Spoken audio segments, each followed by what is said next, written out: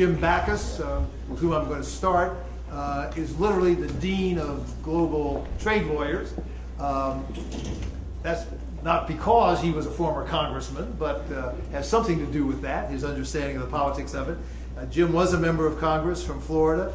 He was a special assistant to the USTR. He worked for the governor of Florida, so his roots go back deeply into American politics. But he's now chair of the Global Practice Group at Greenberg Traurig, but was for 8 years one of the 7 members of the appellate body of the WTO. He was a founding member of that highest global trade tribunal, twice appointed to it, twice elected chairman of it, and he has been called the John Marshall of the World Trade Organization. If that's not deanship, I don't know what it would be. He's very involved with the business community in working on trade issues, and I want to start our panel with him. We'll then turn to Rick Johnston. Rick is now Director and Senior VP for International Government Affairs at Citi, in charge of Citi's relations with governments and political figures in more than 100 countries. He's been voted by his peers among the best lawyers in America.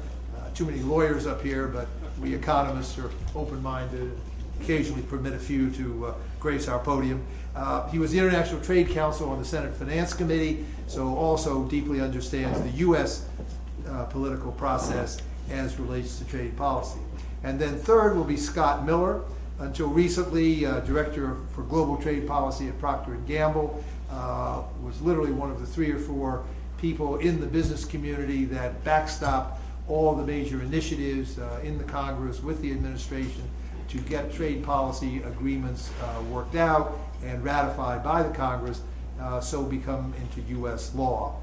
He's now the William M. Scholl Chair in International Business at CSIS, and we're delighted that he joins us as a fellow think tanker now, working on trade policy from that perspective. So, Jim, Rick, and Scott, I invite each of you to give your comments on the new study, your own views on how to deal with the impasse that Jeff was describing, to realize the gains that Gary has put on the table for us. Jim.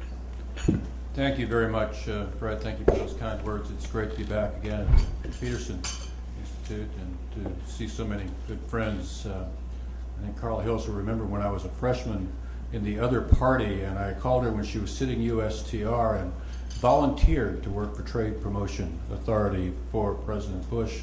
I was told by my former colleagues at USTR she almost fell out of her chair. But, we've been working together ever since, and so have a lot of the rest of us. Let me say something that may surprise you, not in my capacity as chair of the ICC's Global Commission on Trade and Investment Policy, but in my erstwhile capacity as former chief judge of the WTO. It may surprise you, but I don't think that all WTO issues should be resolved in dispute settlement. And in fact, there's a danger that far too many of them will be, or at least will try to resolve them there. And this is the main legal point I would like to make, and following on what Terry and Garrett and Jeff have said, I agree with all of their substantive points. The question is how we negotiate going forward. Too many of us have assumed that the only way that's permitted in the WTO treaty for agreeing on new rules for the trading system or on revisions in the rules we have is on the basis of a single undertaking, which is how we chose to proceed with the Doha development route. The notion that nothing is agreed until everything is agreed by everyone. That consensus approach.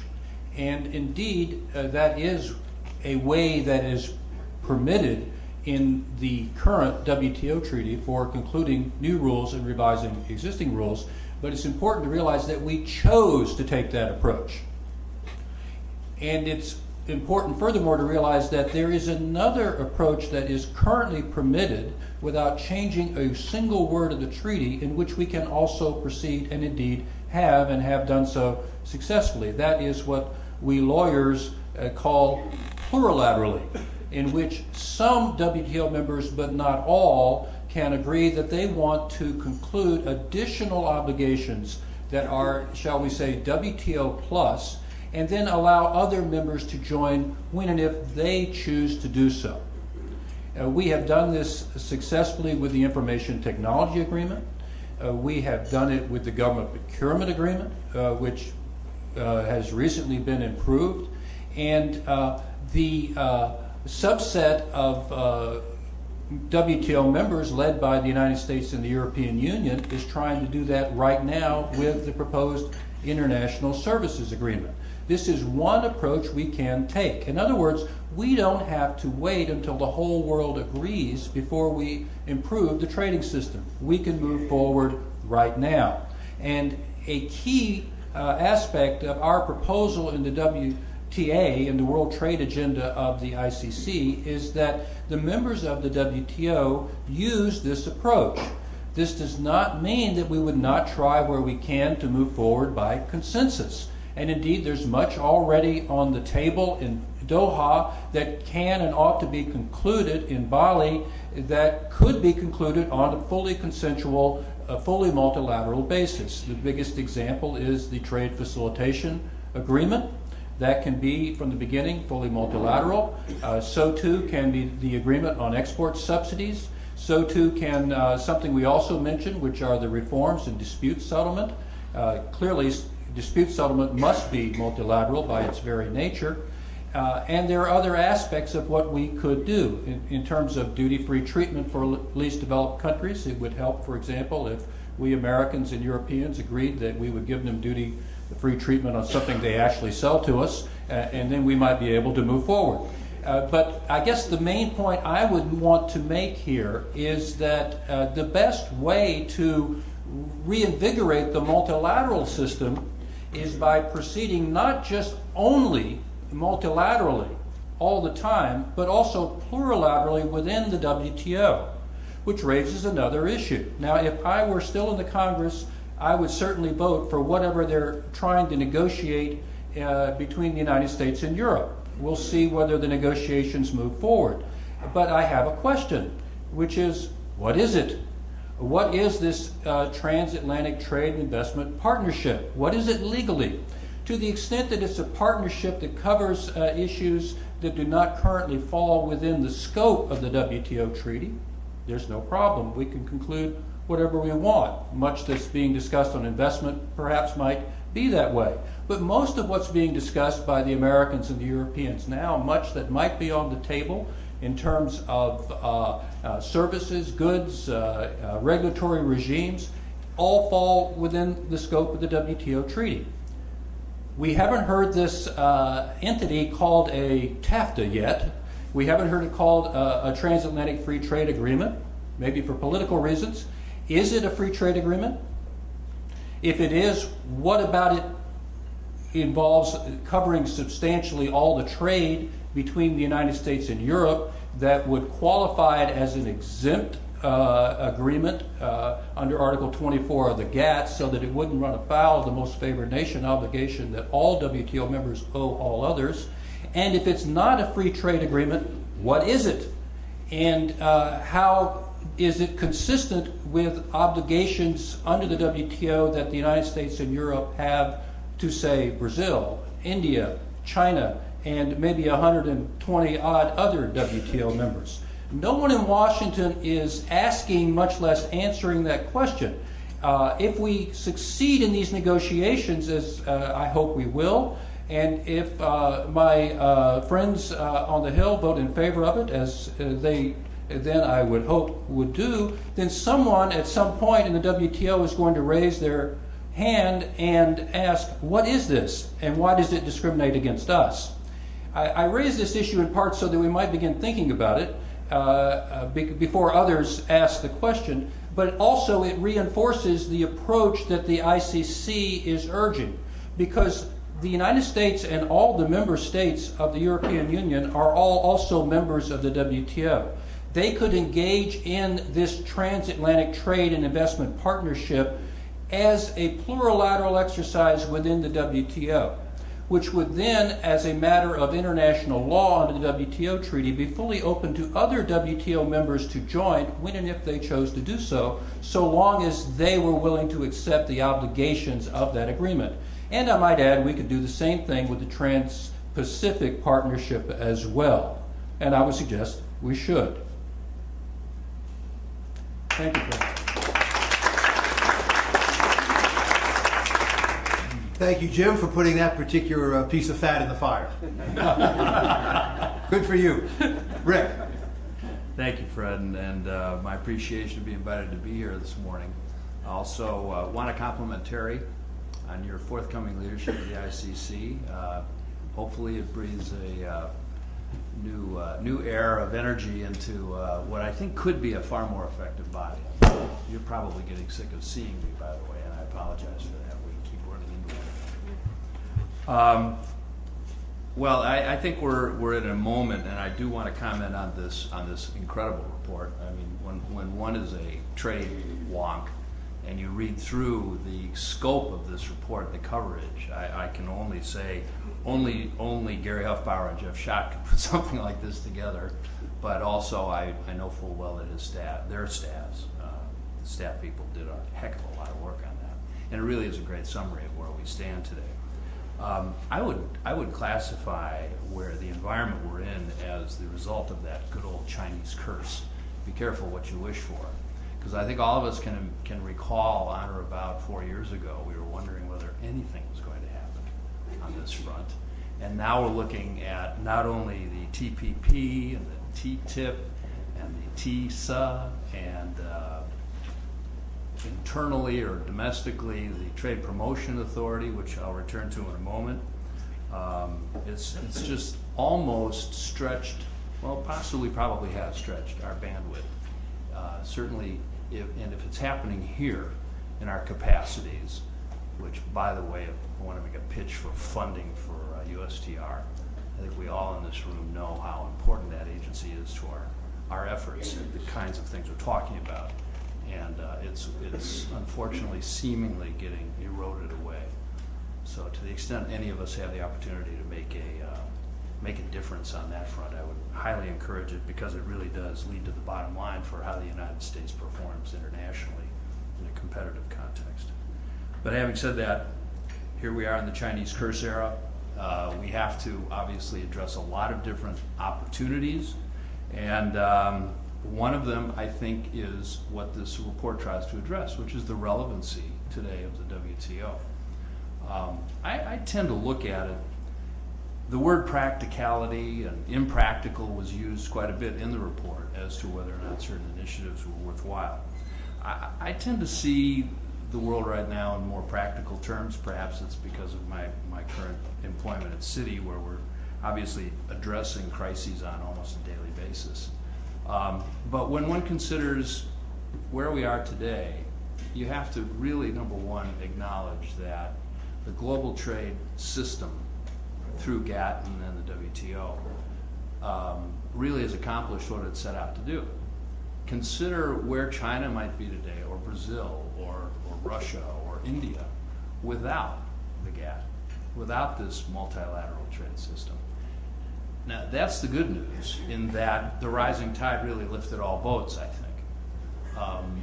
The challenge for us today is to consider whether perhaps that paradigm, those rules, have possibly reached their limits, and that the cycle, if you will, of multilateralism versus now going back to what even the GATT recognized as maybe the necessary approach to creating the highest possible standards through bilateral agreements, through regional agreements, is where we are again today. Because if you think about it, when the GATT was constructed, it was actually adopting principles that the United States had embedded in a number of its bilateral agreements at the time, in the pre-World War II era. So maybe multilateralism and the consensus-based approach, it's not its time anymore. Maybe it is time for these regional TPP style, or the FTAs, that we are now, as the United States government, really trying to establish the highest possible standards for trade and investment. So I make that one sort of general historic observation. I don't bemoan where we are, frankly, with the WTO. And I do think, with all deference to the expertise of the authors, that we really shouldn't tee up Bali as such a make or break event.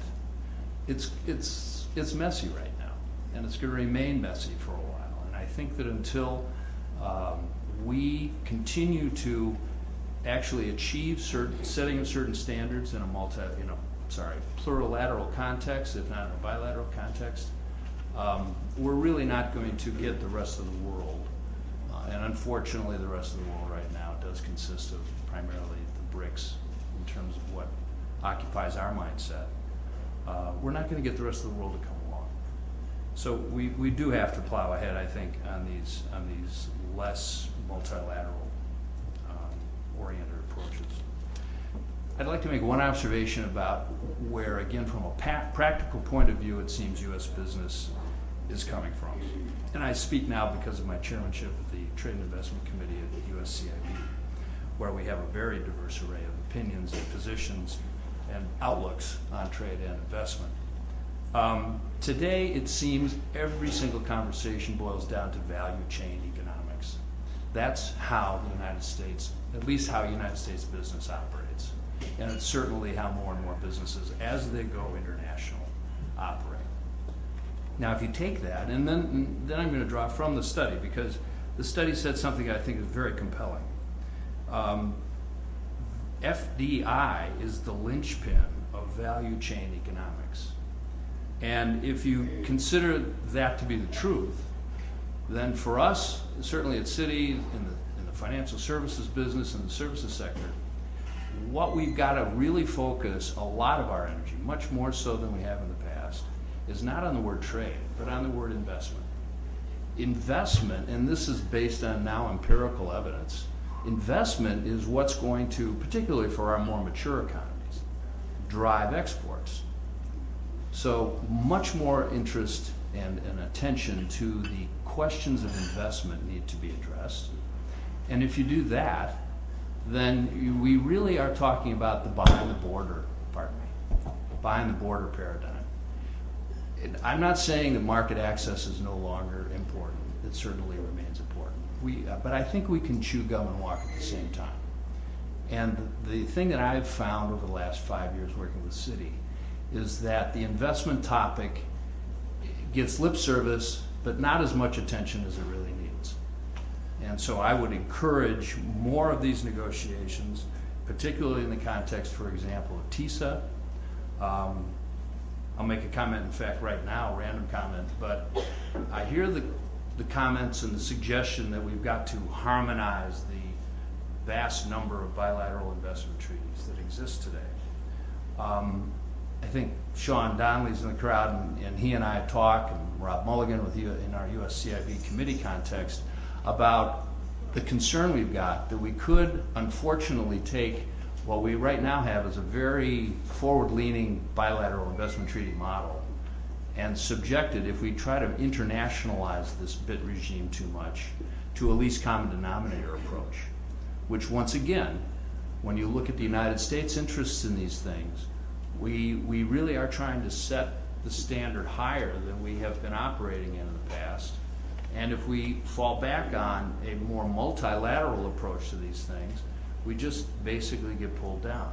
Why not continue to set the bar at the highest possible levels through what leverage we can gain in the bilateral and the regional context? So it seems to me we're in a necessary point where, as I said, we have to emphasize this approach. We have to be very careful of the least common denominator danger that exists by perhaps an overly aggressive commitment to multilateralism as we know it today. Last but not least, sort of the big issues that we see, that I see, that really are part of the, and I really get tired of the 21st century versus 20th century set of standards, but it is the 21st century. It will be for quite a while. First topic is regulatory coherence. Certainly from Citi's perspective, we're in dire need of this on an international scale. We've been pushing this point through the TTIP effort, consultative process, where we're seeking a framework, a process by which the two jurisdictions, US and EU, would go about developing regulations that implement what we now know to be financial reforms. We are not seeking, for the record, we are not seeking to rewrite legislation. What we are trying to do is make these efforts at reforms rational and actually to achieve their intended versus unintended consequences. Now, whether we succeed as a financial services industry in achieving this effort to create a framework, a process by which these financial regulatory reform or regulations are adopted remains to be seen. The U.S. government seems to be cautious about it at the moment. Europeans, however, are very aggressively and openly in favor of it. As a business sector, we're very much in favor of it. And as you can imagine, in your own context within your own businesses, when you consider how much regulation affects your ability to do business in foreign countries, this is an example, an opportunity to create a template that I believe, and I think many people with whom I work believe, could really help U.S. competitiveness. It could help vastly improve foreign direct investment and certainly reduce a lot of costs, a lot of redundancy, a lot of conflict, if you will, as our economies merge. I think the other item that I harp a lot about, and again, this I think will resonate with many people who understand what makes U.S. business competitive today, is in the context of cross-border data flow. We have achieved, I think as a business sector, to raise this point to a very high level of priority as a U.S. negotiating objective.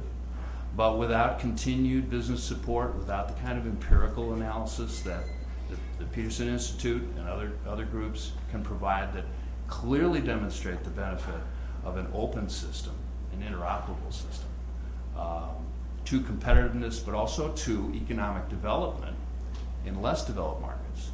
We've got to keep pushing this point, because unfortunately, as we also are witnessing, there's a lot of forced localization taking place. There's a lot of this sort of archaic political attitude that if you restrain the ability of companies to move cross-border, that forces them to come in country with capital and with know-how, et cetera, and that's just not the case. What it forces actually is capital to run to other jurisdictions. So you end up with literally FDI arbitrage. Last points I'd like to make, from where we sit, all of the agreements that we know are coming down the pike are obviously very important. Like I said, I think we can chew gum and walk at the same time. But I want to try to elevate in your own consciousness the real importance that both the TISA and the Trade Promotion Authority legislation that are currently presenting themselves fairly immediately have. When you read the press, you read a lot about TPP, you read a lot about TTIP, of course, but you don't really read much about TISA. But think about TISA, because TPP is 12 countries, obviously very important. TISA is 57 jurisdictions. And in those jurisdictions, there are several countries that are not part of TPP, not going to be part of TTIP, but are very important jurisdictions for creating new precedents and new standards, such as Hong Kong as a surrogate for China. Hong Kong's in TISA. Turkey as a second-tier leading advanced developing country. Pakistan, I think it's the 5th largest country in the world. These are countries that are actively engaged, will be actively engaged in TISA. So pay more attention to TISA. I think particularly for a country like the United States, where it's more than 60%, I think, of the GDP is services, we owe it to ourselves to make that agreement a success. And on Trade Promotion Authority, I think a lot of people were just sort of waiting to see where it was going to come out, and has been observed. Michael Froman committed, in fact, spoke on behalf of the president. He says, yes, we're going to do it, and we're going to do it soon.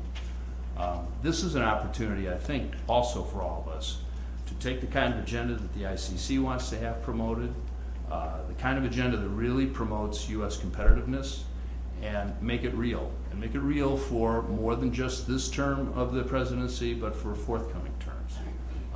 We really are looking at a new era of the kinds of issues that we need to address.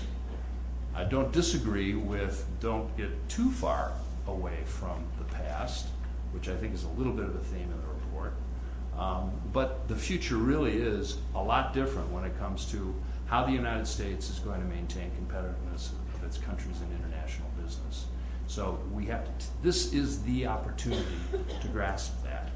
If we avoid this or if we ignore it, then we're approaching these issues on a much more piecemeal basis. And it will be, I think, a lot less effective. Thanks. Rick, thank you. Scott Miller. Thank you, Fred, and I want to note that I particularly appreciate the work that Gary and Jeff did. As a certified trade wonk, I love to get down in the weeds, but it's really nice to be able to step back and look at the big picture, which I think is what the report helps us do, and it leads me to my first point. The first point is the world needs growth, and Gary and Jeff's report show there's $2 trillion of GDP growth sitting there available for an agreement. That, just personally, I'll take it. Okay, we say thanks, I'll take it, because look, we're out of business in the United States when it comes to further economic stimulus. I think on the fiscal side, I don't think that Chairman Bernanke's got another ace up his sleeve on quantitative easing, which will help monetary policy drive growth. It's items like freeing trade and freeing international commerce that can help drive growth. And if we can get to that number, the U.S. share of that $2 trillion is meaningful and worth working for. A second point I'll make is that it's not an accident that the three top contributors to that GDP growth number in the report, trade facilitation, services trade, and the digital economy, are fundamental to the functioning and operation of global value chains.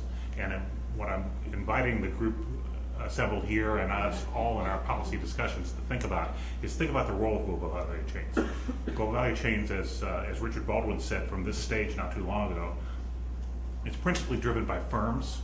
And what firms look for are first a seamless connection with suppliers and customers, usually based in information technology, communication technology advances, but that seamless connection is vital. Second, firms look for the ability to transfer and protect technical and managerial know-how. As Baldwin points out, the real difference in supply chains versus other forms of trade is the importance of know-how as the driving force. Trade facilitation, services trade, and digital economy are all key to these, and there's evidence abounding from both the World Economic Forum's Enabling Trade Index and the very recently released report by the OECD that Peter Robinson mentioned. Look, hard and soft port infrastructure, including trade facilitation, is a key thing that sets economies apart at their performance in supply chains. The services component to goods trade, call that the know-how component, is much larger than any of us really think about on a daily basis. The OECD claims it's between 30 and 60% of the value of traded goods is in services. So freeing up those two components is a key contribution to making the world work better in the way that firms are trying to operate anyway. The final point I'd make is I do, as Gary and Jeff hope that the Bali ministerial will lead to a down payment on trade liberalization at the WTO. I think in order for the WTO to actually achieve that down payment, the system's got to be able to step beyond its somewhat obsolete assumptions about the way trade works. As I say that with all respect to the progress that's been made. In 1947, trade essentially existed as arm's-length transactions between unrelated parties. And the regulatory system established by the GATT and succeeding agreements was based on that basic business model. I would argue the business model of arm's-length transactions between unrelated parties has changed so dramatically that it's almost unrecognizable, and if it exists, which it does to a certain extent, is a very small share of total world trade and not really the growth of world trade. So it's grasping the notion that there's a dimension and a nature of trade that is very different than the regulatory system that was established for it is the first step of being able to step beyond and saying, for our own mutual interest, we ought to be able to step beyond this framework. It also means, as Jim Baucus pointed out, it means stepping beyond the process assumptions we make about how the WTO can and should function. Right at the moment, there's a lot of talk about the spaghetti bowl, and spaghetti bowls are actually less of a deal. It's more of a deal for academics than it is for business people. As business people have big data, academics don't. Big data sorts through the spaghetti bowl very nicely, thank you very much. And given the number of make or buy decisions that get made throughout the production process, it's a very manageable task. Having said that, it strikes me that in the absence of agreement at Bali, there's this giant self-help project that's going on in the world, okay? And you can see it in lots of places. Because what economies have figured out, place after place, is that being a better supply chain partner first doesn't really require that you take actions which are discriminatory against any that would cause a violation of any of your trade obligations. As an example, in 2011, Mexico chose unilaterally to accept standards and conformance on all goods if they met the standards of conformance requirements of another internationally acceptable body. Right? By doing that, they opened up their assembly industry for access to imports from various supply chains around the world. They've improved their performance, and nothing they did violated any obligation of any trade agreement. So on a results standpoint, people are moving ahead. You can also see it in places like Singapore. Singapore is currently ranked #1 in the World Economic Forum's Logistics Enabling Trade Index, the Logistics Performance Index. They're the best in the world. Singapore also has a 5-year plan for investment in hard and soft infrastructure that they're happily executing. So they're not only the best in the world, they're going to be even better in 5 years, okay? No trade agreement obligated them to do that. They did that out of their own self-interest. So not only does this self-help program that's going on in successful economies all over the world not require actions which are discriminated against any other parties, but they come from a process of enlightened self-interest. It's not the process that we're familiar with, as Jim mentioned, the notion of single undertaking and other ideas that have a lot of prominence in certain circles. It also doesn't require mercantilistic bargaining. It's a matter of looking at what's in your interest and doing it. So I would encourage, as ministers prepare and as we all give our advice to leaders in the run-up to Bali, that we invite members at the WTO to think about the way trade really happens today, what's really going on, and what's in their enlightened self-interest. Because I do hope for a deal. A deal may be available, and it'd be nice to get one. I'll stop there. Thank you. Introduce yourself, tell us where you're coming from, and fire away. We've got a standing mic in the back, we've got a traveling mic up here. So floor is open for questions and comments. Ernie. Yeah, introduce yourself and then fire away. Mic's coming.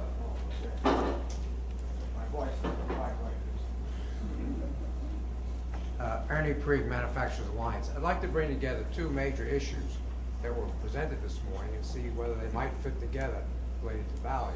First was the trade facilitation agreement being the one that might have the greatest scope for trade and growth benefits. And the second was the advantages to pursuing within the WTO an open-ended plurilateral agreement by like-minded participants. Would it make sense to bring these two together coming up to the Bali meeting as an objective the U.S. and others have, that we would seek a plurilateral agreement if consensus doesn't seem like it's going to take shape? Would this bring tactical advantages for maximum participation? Would it bring substantive advantages in having a higher level of overall agreement in this very important area? Let me invite anybody who wants to respond to that, and Gary and or Jeff to come up to the mic and respond as well. Jim? Let me just answer what was essentially a legal as well as I think a political question. Legally, we can take any of these approaches. We can do one or the other. We can decide to change our mind and do the other rather than the one. We can negotiate agreements outside the WTO that later become WTO agreements if we decide to do that. My colleague made a very important point about the differences between trade and investment. In investment, there is only a limited role at this point under the WTO treaty for coverage of investment. We have to fulfill those obligations, but most of what we would conclude on investment would at this point be outside the scope of the treaty. All of these bilateral investment agreements, for example, and my priority would be China there. But within the scope of the WTO treaty, we already have obligations to more than 150 countries. So whatever we do among a few countries, we have to do in a way that respects our obligations to the others. And that was the legal point I made that no one wants to talk about in Washington, because we all want to be practical and move forward with what works. It might hit us between the eyes in dispute settlement later on if we're not thinking about it. I'm sure my friends in USTR are indeed thinking about it, although they're just not talking about it. But we could do that with trade facilitation if we wish. Now, trade facilitation by its very nature is something where the developing countries benefit enormously, and here we're not talking so much about the BRICS as we are some of the less developing countries. This is enormously in their benefit. They ought to do these things unilaterally, but there are some financial aspects to it. It doesn't do you any good to have duty-free treatment for the treatment of your goods if you can't get your goods down to the port because you don't have any roads, you don't have any port facilities. So there's some financial aspects to this, and it might, in its nature, be something that has to be done multilaterally on a fully global basis. The calculations, and Gary can speak to this, about the benefits from a trade facilitation agreement may be altered depending on whether you include infrastructure calculations into that equation.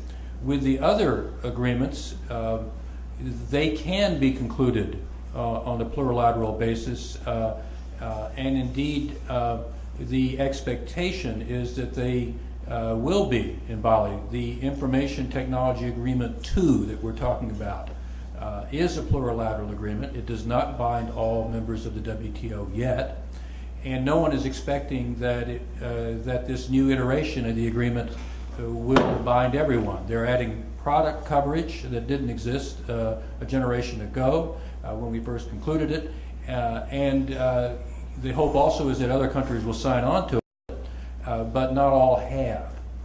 The government procurement agreement we've just revised. It's a plurilateral agreement, but there are about 100 members of the WTO that haven't signed it. In my view, of course, ideally should be fully multilateral, but we're a long way from that. My priority would be, let's get the Chinese to keep their commitment 10 years ago to sign on to the government procurement agreement. Then we can go from there and add other countries as well. So it's a case-by-case basis, as we always say in the WTO. But a very good question. Gary, you want to say something? And let me just add one sort of extension of what Jim just said to the list that you might answer. You've treated in your study trade facilitation as kind of a unitary topic. But in fact, trade facilitation covers a number of specific subparts. Some of those might be done on a global basis, but some of them might be pried apart, I would think, and done on a plurilateral basis. So when we're talking about negotiating an agreement on trade facilitation, could not that be disaggregated into different pieces, pursued in different methods, depending on how wide the consensus to go ahead with that piece of the package? Gary. Okay, let me try to answer Ernie's question first, then come to your question, Fred. I think the big decision that Froman and his colleagues should take is whether the attempt to link food security to trade facilitation is just indigestible to the United States, the way it's done, because it cuts too much into our agricultural market access in too many markets. And if it is indigestible, then I think they should do exactly what you suggested, announce that they're going to go for a plurilateral on trade facilitation. So it does not get hung up on the linkages that Jeff talked about and which are much circulating in WTO circles. Now, Fred, at the point you make, the two big parts of the trade facilitation agreement are, one, aid to developing countries to upgrade both their soft and hard infrastructure, and that's in principle available, but developing countries want to see the money, and then all the things you do at home to improve your trade facilitation, of which we have many we can do. We're not anywhere near number one in terms of our ports. We're down at about 15 or so. Self-help. A lot of self-help needs to be done. One of the big things that needs to be done is electronic customs, because paper customs are the avenue for corruption and delay. And that's well recognized, and that's a self-help commitment. And then there's the intermodal issue. It is conceivable you could break apart some of these components, especially the aid versus the self-help. But it would seem to me that you can probably do the trade facilitation as a plurilateral with the agreement as it now stands. Okay.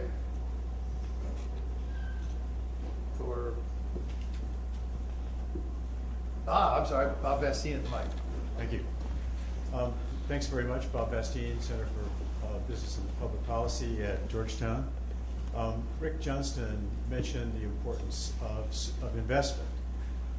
This can't be overstated, particularly for services, where sales from U.S. foreign affiliates of services companies way massively exceed our cross-border trade in services. So we've known for some time, and the BEA has several years ago, maybe 7 or 8 years ago, recognized this extremely intimate connection between cross-border trade in services and sales from U.S. foreign investment in services, and now reports them in tandem in their quarterly, in their survey of current business. So we've known this for a while, and our response seems to have been discrete bits. And I'm wondering if the panelists or the authors have an idea about how we could indeed give more emphasis to investment, which tends to be, in a sense here, a stepchild, taking second place to trade agreements, how we could step up, energize the effort to increase the disciplines, improve the disciplines in investment. Jim? So just a couple of, again, basically legal points. And first of all, Bob, I want to thank you for all you've done to try to make services a global issue over the past number of years. We're getting there. And I agree with all that you just said. First of all, a minute ago, I minimized the extent to which the existing WTO rules extend to investment. And that's certainly true. But I think it's important for us not to overlook the fact that WTO rules do extend to investment as they relate to trade-related investment measures especially. And there are claims that can be made, especially involving domestic content requirements, and are being made currently and successfully in WTO Dispute Settlement arising out of both the General Agreement on Tariffs to Trade and the WTO Agreement on Trade-Related Investment Measures. There are obligations there. Beyond that, I'm of the view that, practically speaking, our best approach should be to move forward bilaterally in the near term to negotiate more bilateral investment treaties with more of our trading partners, especially in the developing world. As I said, China would be first on my list. We've spent almost the entirety of the first Obama administration negotiating amongst ourselves. We now have what we consider to be a model agreement that we think is just what the doctor ordered. All we have to do now is negotiate with other countries, and I would suggest we get on to it. Now more broadly, you can add that at this point we have a proliferation of bilateral investment agreements worldwide. There are literally thousands of them. UNCTAD has calculated that we would need 40,000 more bilateral investment treaties to cover all of foreign direct investment. So maybe that's not the ideal approach for the long term. But in the near term, I think we certainly have our work cut out for us in negotiating with the Chinese and a few others with whom we very much need agreed investment arrangements. And at this point, I was pleased to hear what was said about the Chinese. I think they realize that they need to have their investment here protected in the same way that we need to have our investment protected there, and rightly so. Jeff?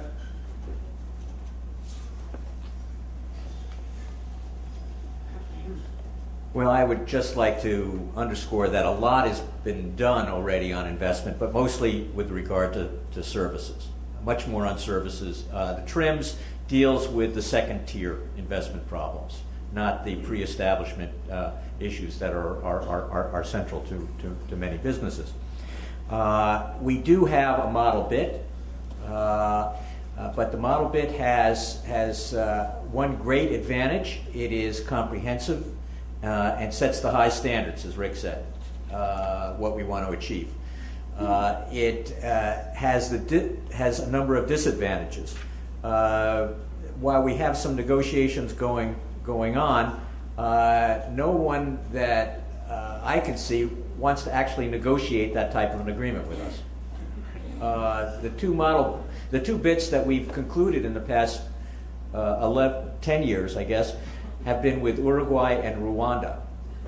And we have, in upgrading the standards and level of obligations, we have made it even more difficult for countries to buy into what is a world-class standard for investment protection. So that's difficult. And the second problem a bit has is that it doesn't go through fast-track procedures. It requires 2/3 vote of the Senate. And the debate that took place in the Obama administration is reflective of the type of debate that's going to make it very difficult to gain a consensus between Democrats and Republicans to get a 2/3 vote in the Senate. So the practical response has been, let's work it through our trade agreements. And the trade agreements have become effective surrogates for investment treaties. That's what we've done with Korea. And that, I think, is going to be the avenue that is most effective in dealing with China and eventually with India in one form or another, either bilateral or regional. So I think while we ought to continue to pursue these bilateral, these BIT initiatives, I think we have to also pursue the fallback, which may actually be the first best approach in terms of getting results in working out detailed investment chapters of trade agreements, which can proceed more easily through our legislative ratification process.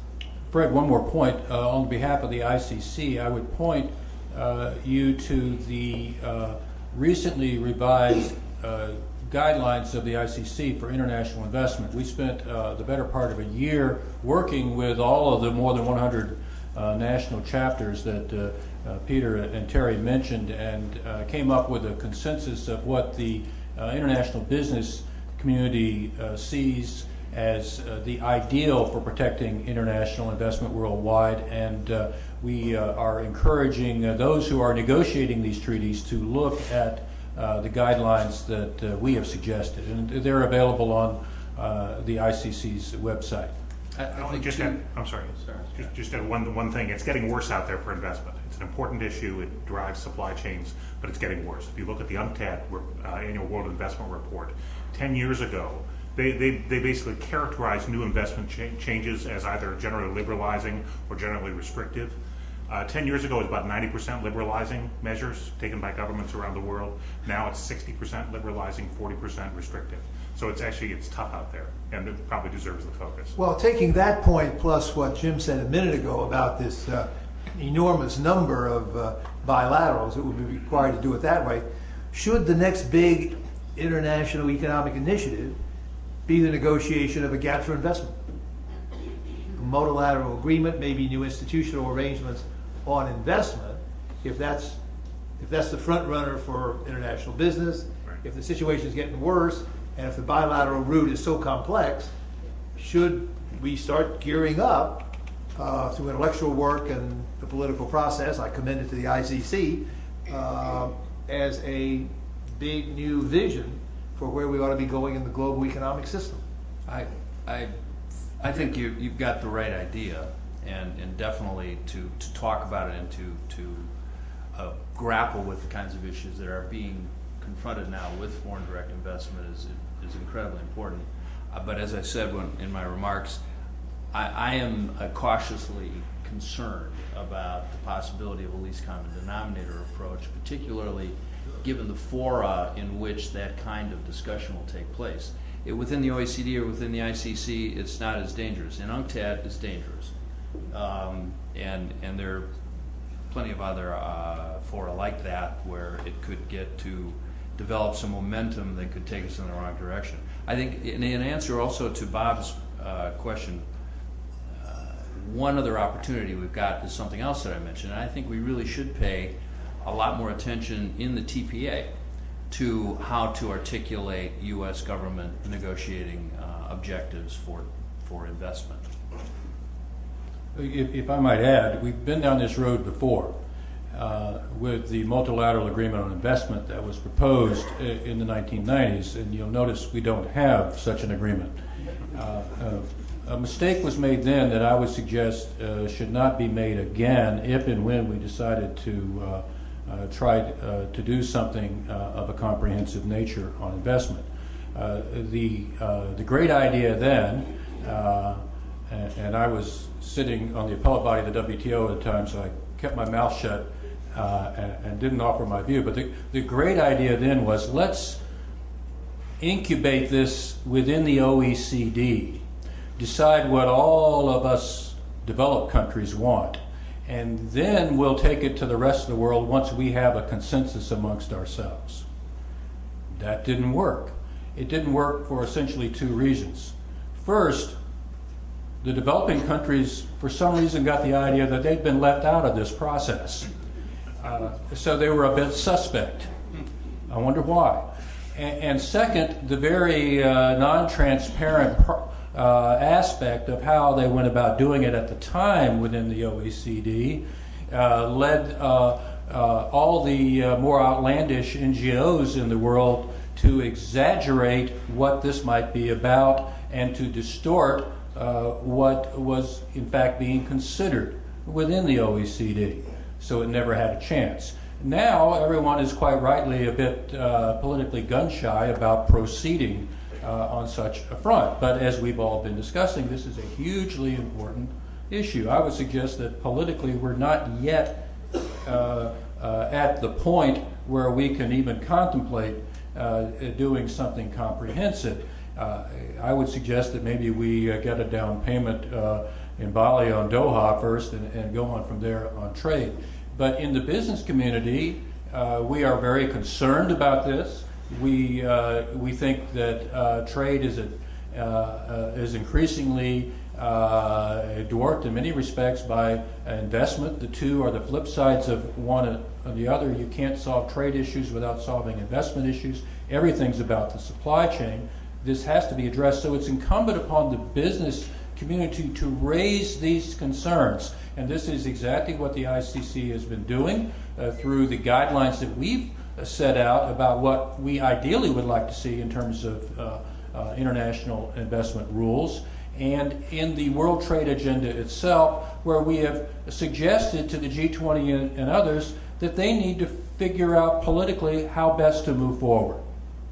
Jim, I think you're quite right to raise the OECD effort, but my recollection is it was even worse than you say. because I'm a nice guy.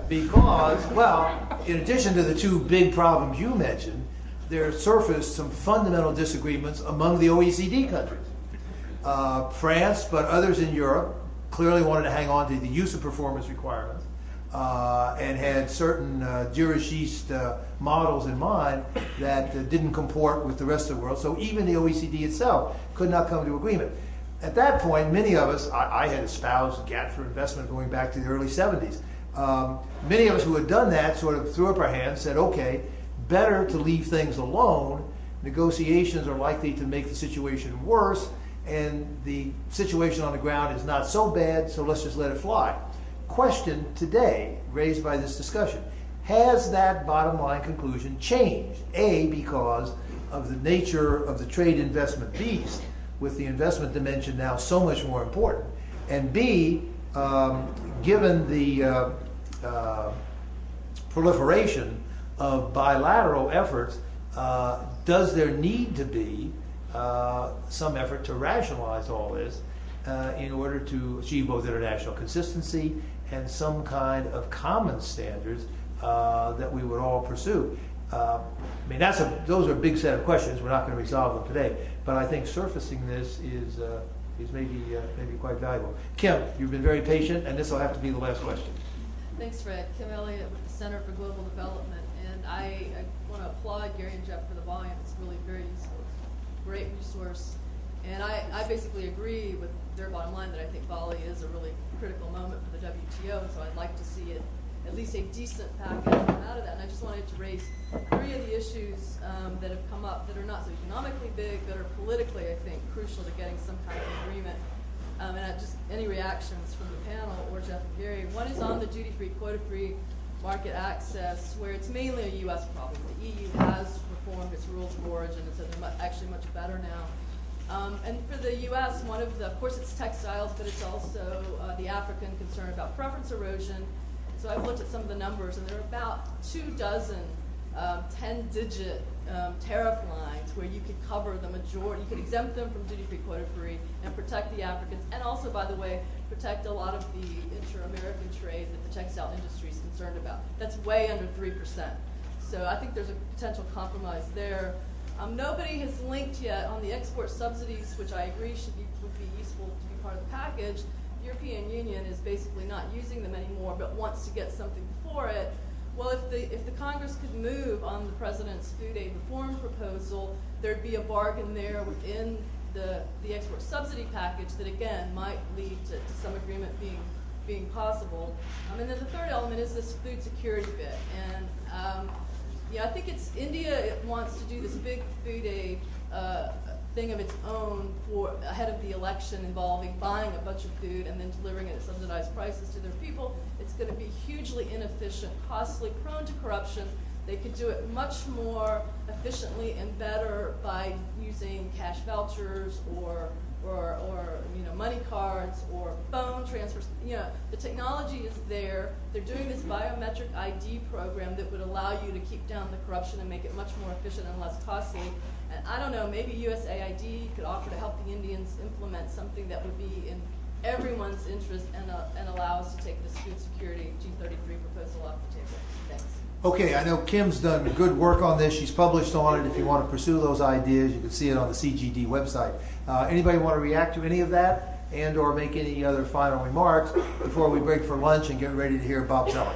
Just two quick one thing on duty-free, quota-free. I do think there's a solution there that's available. Duty-free, quota-free was in some ways sprung on the United States as a way to blame the failure of the Hong Kong ministerial in the United States. So we've had plenty of time to work it out. It seems to me there's a solution there. On food aid, Kim, I agree with you totally, and somehow the democratically controlled United States Senate managed to ignore the President of the United States entirely on this issue. Just passed a farm bill that had no reform, at least appeared to totally ignore what the President did, so I can't hold them out much hope there, and they passed it with the overwhelming majority. Well, just one comment. I agree with the point that Kim made about textiles. This is a political as opposed to a legal point. I followed political speeches, especially in the House, for a long time on textile and other issues. And There are ritual pronouncements about how much we want to do for Africa. It sometimes seems to me we will do everything we can for the Africans except trade with them. Anybody else, including Gary or Jeff?